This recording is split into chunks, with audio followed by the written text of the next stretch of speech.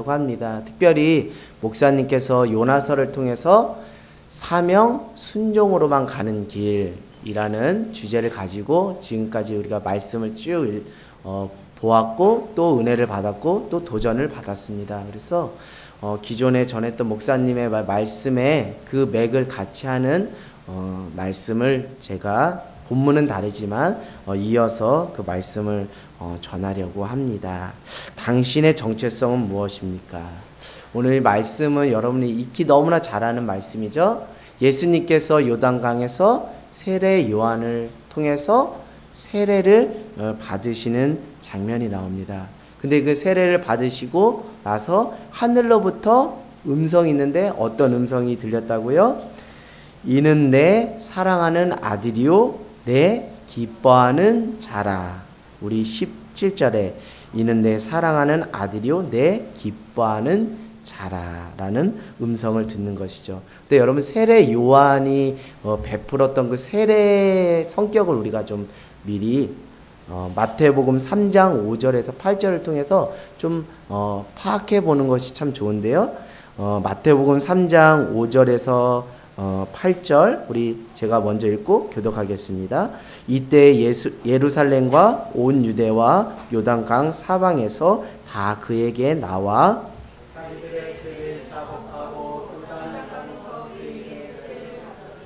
요한이 많은 바리새인들과 사두개인들이 세례 베푸는 대로 오는 것을 보고 이르되 독사의 자식들아 누가 너희를 가르쳐 임박한 진노를 피하려 하더냐. 아멘.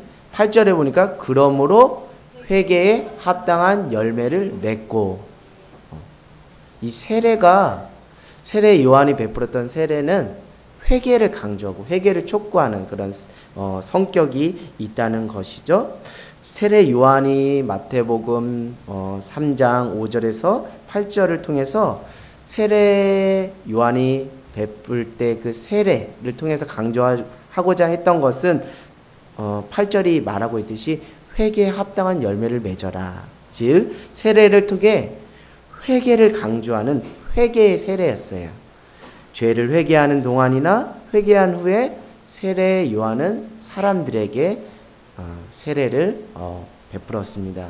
근데 오늘 정말 이해되지 않는 장면이 나옵니다. 왜냐하면 예수 그리스도께서 세례 요한에게 세례를 받으셨다는 거예요. 근데 세례 요한의 세례의 성격은 무엇이라고 했어요? 회개를 강조하는 세례라는 것이죠. 그러면 이 세례 요한이 베풀었던 그 회개를 받으신 예수님의 그 장면을 통해서 우리는 이런 결론을 내릴 수 있는 거예요. 그러면 예수님도 회개할 죄가 있나? 라는 결론을 우리가 얻을 수 있습니다. 근데 여러분 우리가 다 알다시피 예수님은 죄가 있으세요? 예수님은 죄가 없으세요. 예수님은 죄인이 아니십니다. 우리와 똑같은 인간의 몸을 입고 이 땅에 오셨지만 죄가 없으신 분이에요. 그럼에도 불구하고 회개를 촉구하고 회개를 강조하는 세례 요한의 세례를 왜 받으셨는가? 라는 그 의미, 특별히 우리 대강절을 맞이하면서 그 의미들을 우리가 깨닫는 귀한 은혜가 있기를 원하는데요. 마태복음 3장 15절에는 왜 예수님께서 세례를 받으셨는지 그 답이 나와 있습니다.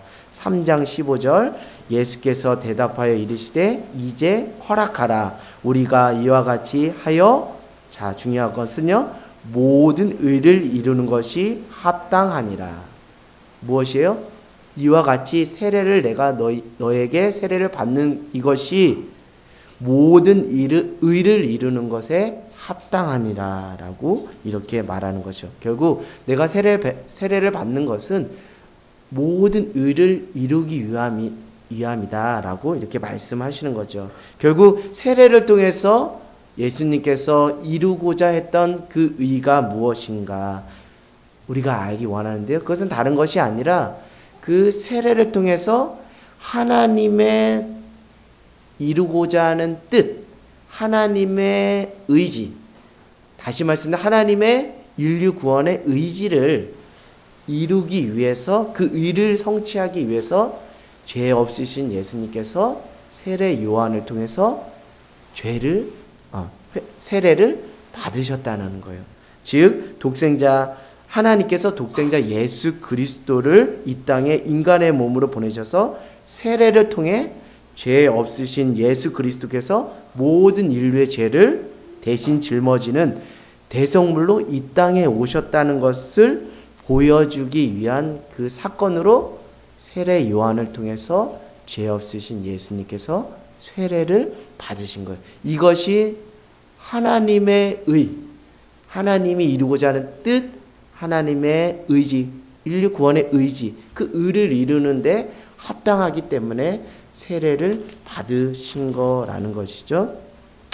요즘 많은 청년들이 오춘기를 겪고 있어요.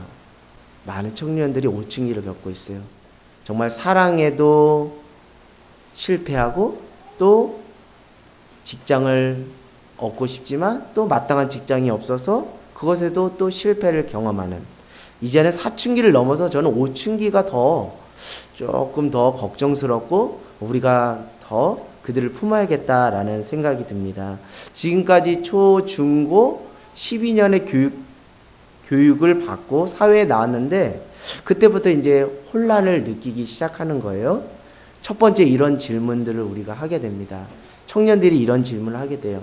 나는 무엇을 위해서 태어났는가? 나는 무엇을 위해 사는가? 그 12년의 교육기간을 받고 사회에 나와서 이 혼란 속에서 이런 질문을 하는 거예요. 나는 무엇을 위해서 태어났는가? 나는 무엇을 위해 살아가고 있는가?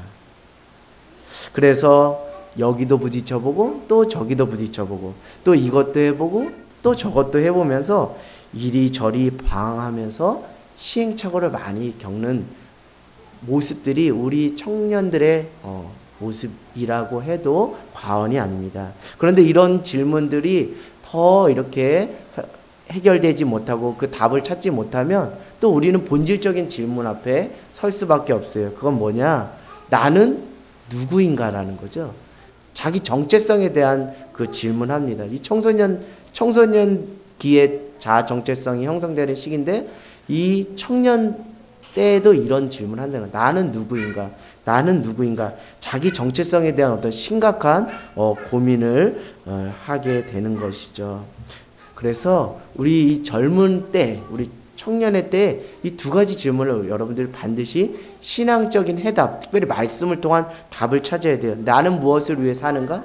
나는 누구인가라는 그 신앙적 해답, 말씀에 대한 답을 찾아야 되는 것이죠. 근데 여러분, 예수님도 우리와 똑같이 인간의 몸을 입고 오셔서 이 두 가지의 질문에 대해서 동일하게 답을 찾아가며 살았다는 것, 그것을 여러분 중요하게 알기 원합니다. 그러면서 그 질문에 대한 스스로의 그 분명한 확신과 결론을 가지고 삶에서 분명하고도 견고한 자기 정체성을 세워가며 하나님의 뜻을, 하나님의 의를 이루는 그 공생의 3년의 사역을 마치셨다는 거지요. 첫 번째 질문입니다. 나는 무엇을 위해 태어났는가?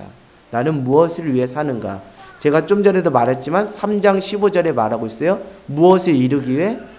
모든 의를 이루기 위해 이 땅에 오셨고 세례를 받으셔야만 했다라고 말하고 있어요. 그것은 다른 것이 아니라 나를 통해서 죄 많은 인류를 구원하기 위해 자신이 대속물로 왔다라는 것을, 그 대속의 제물이 되기 위해 이 땅에 왔다는 것을 그는 알고 있었습니다. 두 번째 질문입니다. 나는 누구인가? 그 질문에 대한 답을 하나님께서 하늘의 음성을 통해서 분명하게 예수 그리스도께 알려주셨어요. 17절에 말하고 있습니다. 하늘로부터 소리가 있어 말씀하시되 이는 내 사랑하는 아들이요 내 기뻐하는 자니라. 결국 예수님은 하늘의 음성을 통해서 내가 누군지 알았어. 나는 하나님 아버지가 사랑하시는 자요, 하나님 아버지가 기뻐하는 자가 나다. 그게 나의 정체성이다 라는 분명한 결론과 확신과 그 견고함으로 자기 정체성을 세우며 하나님의 나라 사역을, 하나님의 의를 이루는 귀한 사역을 감당하게 되었다는 것이죠. 여러분, 근데 첫 번째 질문과 그 두 번째 질문, 제가 말씀드렸던 그 첫 번째 질문과 두 번째 질문 중에 더 본질적인 질문이 있어요. 그것은 무엇이냐면 두 번째 질문입니다. 나는 누구인가? 나는 누구인가?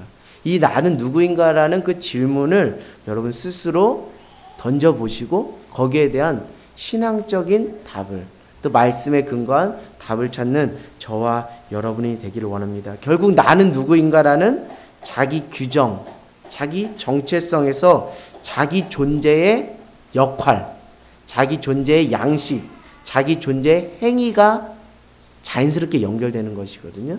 우리가 무엇을 행위적으로 먼저 하는 것 이전에 그 행위를 연결시킬 수 있는 그 기전은 내가 누구라는 자기 정체성과 자기 규정이 먼저 돼야 거기에 합당한 자기 존재에 대한 역할과 행위와 존재 양식이 뒤따라오는 것이죠.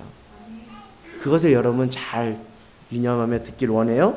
구체적으로 여러분 직업을 찾는 것이 정말 우리에게 크게 중요한데, 바람직하게 직업을 찾는 그 과정에 대해서 여러분 잘 한번 신앙적인 원리를 가지고 잘 한번 찾아보는 귀한 은혜가 있기를 원하는데요. 직업을 찾는 바람직한 과정은 자기 정체성, 나는 누구인가라는 그 질문을 스스로 분명한 결론을 내리고 분명한 답을 찾은 다음에 자연스럽게 뒤따라오는 것이 자기 존재의 역할과 행위와 자기 존재의 양식이라는 것. 그것이 구체적으로 무엇이라고요? 자기가 하고자 하는 직업군에 해당한다는 거예요. 무슨 말씀인지 아시겠죠? 직업을 먼저 찾는 것이 순서가 아니고 자기 존재가 누구인지, 자기 정체성이 무엇인지를 분명히 자기 스스로 확고한 결론을 내린 사람은 자연스럽게 자기 존재의 역할과 그 행위와 양식이 뒤따라오면서 그것이 구체적으로 삶의 그 직업으로 연결되는 그런 은혜가 있거든요. 근데 우리 많은 그 오늘날의 우리 사회를 보면 이것이 역전되어 버렸어요. 이게 순서가 바뀌어 버렸다는 거죠. 내가 누구인지에 대한 자기 정체성에 대한 분명한 고민과 그리고 분명한 결론을 내리지 않고, 사회가 또 교육 현장이 그런 여유를 주지 않고 단번에 이렇게 말하는 거예요. 너는 커서 판사가 되라. 너는 커서 의사가 되라. 너는 커서 축구 선수가 되라. 너는 커서 연예인이 되라. 자기 정체성에 대한 진지한 고민과 그 물음에 대한 답을 내리기 이전에 너는 먼저 무엇이 되라. 자기 존재 역할과 행위와 양식을 먼저 들이대고 그것을 먼저 주문하는 거예요. 이게 바뀌어 버렸어요. 무엇이 먼저라고요? 자기 정체성을 먼저 신앙 안에서 결론을 내리고 그 자연스럽게 따라오는 것이 내가 앞으로 무엇을 해야 되는지에 대한 자기 존재 역할과 양식과 행위로 나타난다는 것이죠. 그러니까 우리 청소년 친구들이 너의 꿈은 뭐니? 그럼 무조건 뭐 이렇게 얘기하는 그런 그것이 어떤 자연스러운 도식이 돼버렸어요. 내가 누구인지를 제대로 파악하지 못하고 하나님께서 나에게 주신 고유한 아이덴티티, 정체성을 파악하지도 못하고 그냥 무조건 그 직업으로 연결시키는 우리 삶을 보면서 이건 아니다, 이건 안타깝다라는 생각을 하게 됩니다. 그리고 어른들도 또 교육 현장도 우리 사회도 이걸 너무 성급하게 강요하고 있지는 않은가라는 생각을 하게 됩니다. 예수님은 하늘에서 들리는 하나님의 음성을 통해 자기 존재, 자기 정체성을 분명하게 알았습니다. 그리고 나서 4장 12절, 자, 마태복음 4장 12절 보세요. 자, 마태복음 4장 12절. 자, 그 위에 뭐라고 돼 있죠? 비로소 천국을 전파하시더라. 자기 정체성, 자기 규정을 분명하게 하고 난 이후에 하나님의 나라, 구체적인 행위가 뒤따르는 하나님의 나라 사역을 했다는 거예요. 복음을 전파했다는 거예요. 그러면서 그 자기 역할을, 자기 행위를, 자기 존재 양식을 하였다는 것이죠. 그 예수님의 자기 정체성은 무엇입니까? 오늘 우리가 3장 17절에 말하고 있듯이 나는 하나님께서 사랑하시는 아들이다. 나는 하나님 아버지께서 기뻐하는 자다. 그것이 나의 무엇이다? 정체성이다. 라는 것을 깨달았다는 거예요. 이것을 분명히 깨닫고 나서 마태복음 4장 12절에 비로소 천국 복음을 전파하시는 사건이 나옵니다. 그런데 여러분, 마태복음 4장 1절에서 12절에 보면은 예수님께서 광야에 이끌려서 누구에게 시험을 받는 거죠? 사단에게 시험을 받는 거예요. 저는 오늘 이 사단에게 시험 받는 이 장면을 통해서 우리가 이 의미들을 우리 삶에 정말 구체적으로 적용하는 귀한 은혜가 있기를 원하는데, 왜 예수님이 자기 존재와 자기 정체성을 분명하게 세우고 이제 사역을 곧바로 나가기 전에 사단이 거기에 낀 거예요. 예수님의 인생에 낀 거예요. 근데 예수님의 인생에 낀 사단의 전략과 목적은 다른 것이 아니에요. 무엇을 파괴하려고 하는 거예요? 자기 정체성. 예수님께서 견고하게 결론 내리신, 나는 하나님 아버지께서 사랑하는 자고, 나는 하나님 아버지께서 기뻐하는 자라는 그 자기 정체성을 사단이 자꾸 깨트리려고 한 거예요. 파괴시키려고 하는 거예요. 너가 어떻게 하나님의 사랑받는 아들이냐, 너가 어떻게 하나님이 기뻐하는 자냐 라고 자꾸 그것을 깨트려보고 그것을 부정하고 그것을 파괴하려고 그랬어요. 그러나 예수님 거기서 어떻게 했어요? 시험 가운데서 당당히 승리를 하셨다는 것이죠. 자, 여러분 잘 보세요. 예수님 그 사탄의 시험 가운데서 오히려 하나님을 부정하지 않고 오히려 뭐 했어요? 하나님을 더욱 부각을 했습니다. 우리가 한번 볼까요? 자, 4장 4절을 한번 보세요. 4장 4절을 보세요. 자, 4장 4절에 보니까 예수께서 대답하여 이르시되 기록되었을 때 사람이 떡으로만 살 것이 아니요 하나님의 입으로, 하나님을 언급하는 거예요. 자기 정체성을 견고하게 세우는데 하나님의 입으로 하면서 하나님의 존재를 드러내는 겁니다.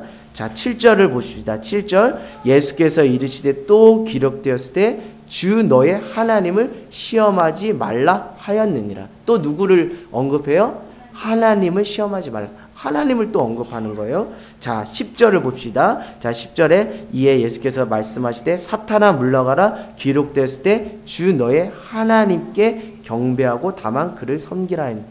또 누구를 언급하는 거예요? 하나님만 경배하고 다만 그를 섬기라. 자, 결국 예수님의 그 자기 규정, 자기 정체성의 연결고리는 누구와 맞닿아 있다는 거예요? 하나님과 맞닿아 있다는 거예요. 결국 자기 정체성을 파괴하고 부정시키려는 그 사단에게 다시 하나님의 이름을 거론하면서 나는 하나님이 사랑하는 자고 나는 하나님이 기뻐하는 자다라고 이렇게 자기 정체성을 다시 재확인하고 더 견고하게 세우는 것이죠. 여러분, 결국 우리의 정체성이라는 것이 내 스스로 발견되어지는 것이 아니라 우리가 누구 안에 있을 때, 하나님 안에 있을 때 우리가 비로소 내가 누구인지를 분명히 깨닫고 내가 해야 할 역할과 존재의 행위가 어떤 것인지를 깨닫는 귀한 은혜가 있다는 것. 여러분, 사명이라는 것은 여러분 순종을 통한 구체적인 행위를 요구하는 것입니다. 결국 사명을 감당하는 사명자가 되기 위해서는 오늘 말씀에 기초했을 때 우리가 무엇이 먼저 우리 안에 규정되어야 된다고요? 하나님 안에서 자기 규정, 자기 정체성이 분명해야 돼요. 이게 자기 정체성과 자기 규정이 분명하지 않은 사람은 왔다 갔다 해버리는 거예요. 어때는 사명을 감당하는 사람처럼 보였다가 또 어느 때 사명을 감당하는 사람 같이 보이지 않아요. 또 세상 사람들이 너가 뭐 어떻게 네가 하나님의 사랑하는 자고 너가 어떻게 하나님 기뻐하는 자 너 같은 것이 하면서 세상 사람들은 또 사단은 교묘하게 우리를 자기 정체성과 자기 규정을 깨뜨려 버리고 부정시켜 버리려고 그래요. 거기에 우리가 뭐합니까? 의기소침해 버려서 에이, 나 같은 게 뭐 사명 감당할 수 있겠어? 그냥 평범하게 그냥 있는 그대로 살아야지. 그냥 그렇게 살아야지 하고 하면서 사명하고는 또 무관하게 그냥 현실에 순응하며 살아가는 거 아닙니까? 여러분, 내가 누구예요? 내가 누구입니까? 내가 하나님께서 나를 사랑하신다고 말씀하셨잖아요. 하나님께서 나를 통해서 기쁨을 이기지 못한다고 말씀하셨죠. 그 분명한 증거가 무엇입니까? 예수 그리스도 아닙니까? 그리고 예수 그리스도의 그 십자가의 사랑이 아닙니까? 하나님이 우리를 사랑하시기 때문에 우리를 포기하고 우리를 내버려 두는 것이 아니라 자신의 독생자 예수 그리스도를 이 땅에 내려 보내주셔서 십자가에 달려 돌아가심으로 인해서 우리를 죄에서 살려주셨잖아요. 이게 분명한 증거가 있는데 왜 우리가 사랑받는 자가 아니고 왜 우리가 기뻐하는 자가 아니라고 왜 스스로 그렇게 입 밖으로 고백하는지 모르겠어요. 여러분 분명하게 여러분 스스로 깨닫고 여러분 알아야 되는 것은 하나님께서 우리를 사랑하신다는 거예요. 하나님이 우리를 통해서 기쁨을 이기지 못한다는 것. 그것을 회복시키기 위해서 자신의 독생자 예수 그리스도를 이 땅에 보내주셔서 십자가에 내어주셔서 그의 피값으로 우리를 사신 바 되었다는 거예요.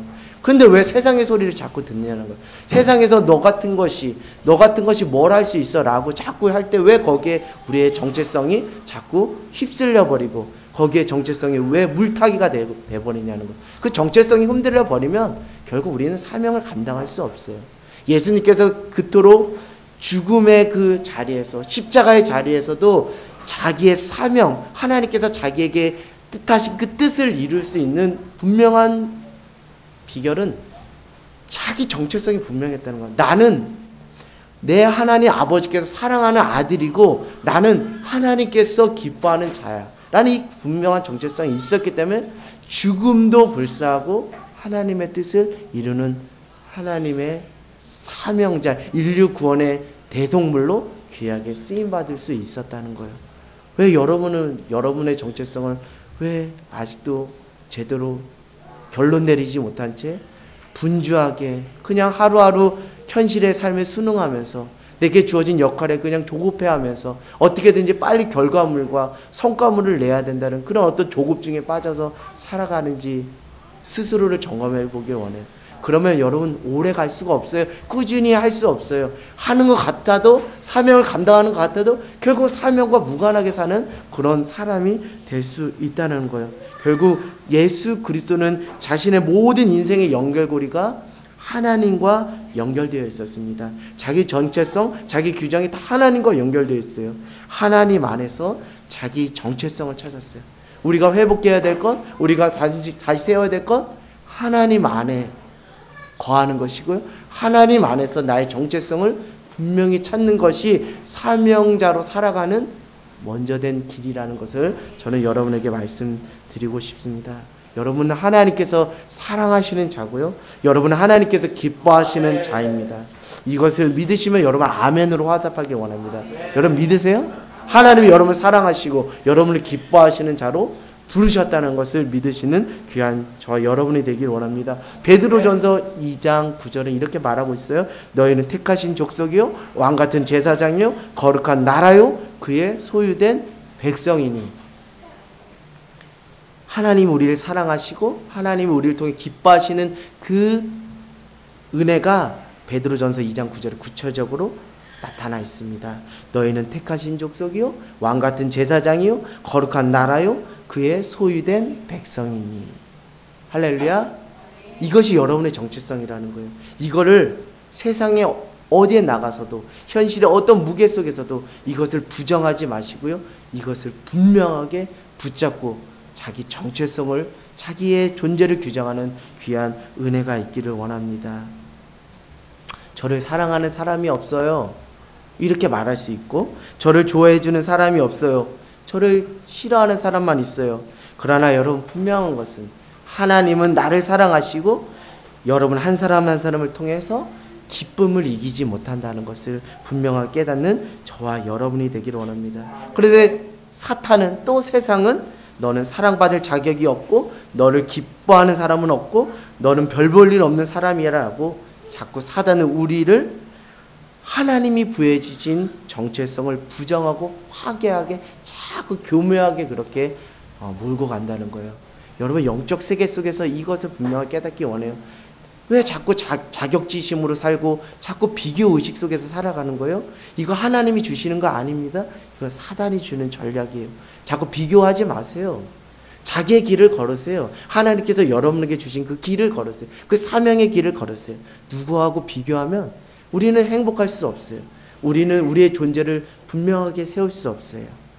여러분 사단의 소리, 세상의 소리에 우리가 현혹되지 않는 저와 여러분이 되기를 원합니다.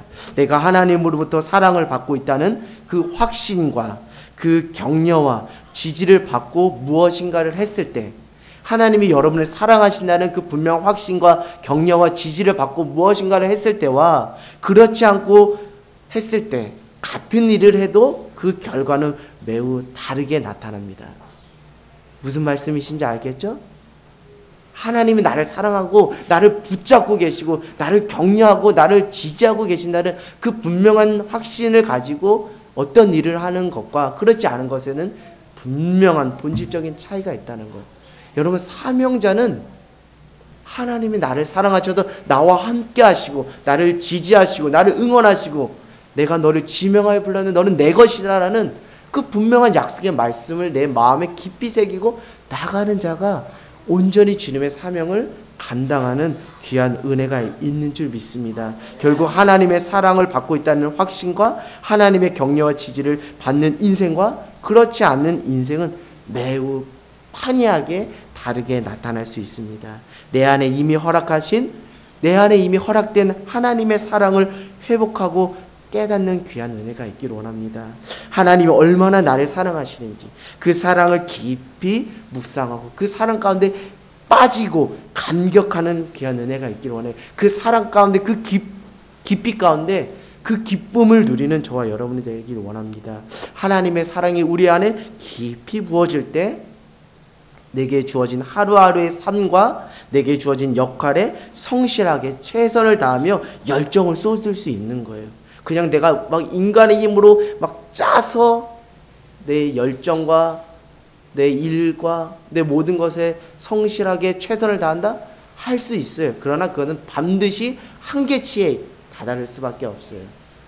그러나 인간의 그 유한하는 그 한계 속에서 우리가 초월적인 하나님의 은혜를 구할 수 있는 것은 내 안에 무엇이 자꾸 주입될 때 하나님의 사랑 속에서 발견된 자기 정체성이 견고하게 발견될 때 거기서 오는 그 파괴력과 그 초월적인 그 역사는 이루 가히 상상할 수 없어요. 제가 어떤 라디오에서 그 CBS인가요? 그 라디오에서 들었어요. 전국에서 꼴찌하던 학생이었어요. 근데 그가 인격적으로 주님을 영접하고 하나님의 사랑이 얼마나 큰지를 알았어요. 그래서 이제는 그가 세계를 품게 된 거예요. 그 가슴 안에 세계를 품게 된 거예요. 그래서 그가 이제 도전을 하기 시작한 거예요. 그래서 하나님의 은혜로 모 대학의 교수로 지금 사역을 감당하고 있다라고 그런 간증을 들은 적이 있어요.